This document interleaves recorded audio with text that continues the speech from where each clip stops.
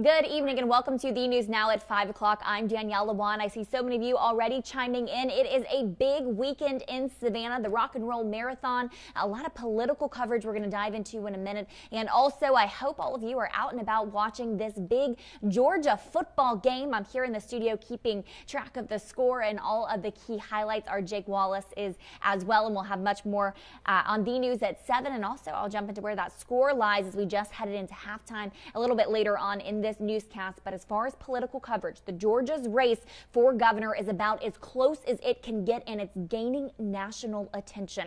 In the final days of Georgia's contentious governor's race, the leading candidates bringing unprecedented star power to the state, Stacey Abrams and Brian Kemp, are deadlocked in the polls.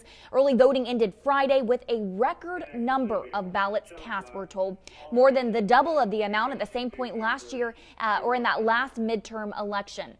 With few undecided voters left, candidates are bringing out big names to appeal to the candidates' completely polarized bases. The race has also garnered national attention over claims that Kemp is suppressing voter access. These claims say Kemp put more than 50,000 registrations on hold in his capacity as Secretary of State. We'll, of course, keep up with all of those details. A tight race also here in Georgia. Take a listen. Been watching what's been going on down here. Y'all about to make some history down here. I got a message for all Stacey Abrams' liberal Hollywood friends. This ain't Hollywood. This is Georgia.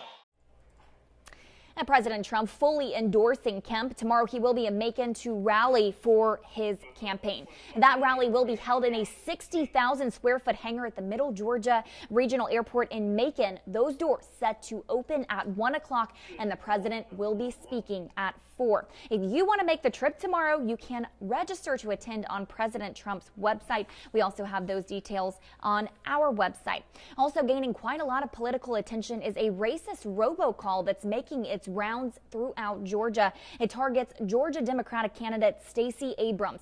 Now, that pre-recorded phone message features a voice impersonating Oprah Winfrey, who was in Georgia on Thursday stumping for Abrams, and contains both racist and anti-Semitic messages. Now, it's not clear how many voters received those calls. The group behind it is called The Road to Power. They made a white supremacist and anti-Semitic video podcast hosted by Scott Rhodes of Idaho.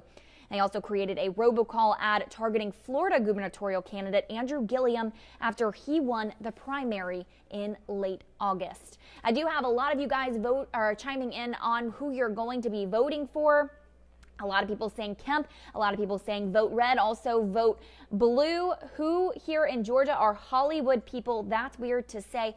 The reason they're making those claims is folks like Oprah Winfrey and Will Ferrell are backing Democratic candidate Stacey Abrams. So those are where all of those Hollywood comments are coming from. Also, Vice President Mike Pence making a lot of those Hollywood-related comments. Most of you guys, again, just jumping in and saying who you're voting for. I love the fact that you guys are so engaged in this race. I think that's so important nowadays, and I hope all of you got your vote in during early voting. If you had not, make sure to hit the polls on Tuesday, December 6th, for your final selection. Again, I told you guys about my Georgia Bulldogs that I could talk about for days. Big game today. The Dogs taking on the Kentucky Wildcats at Kentucky as we speak. They just headed into the halftime show 14-3.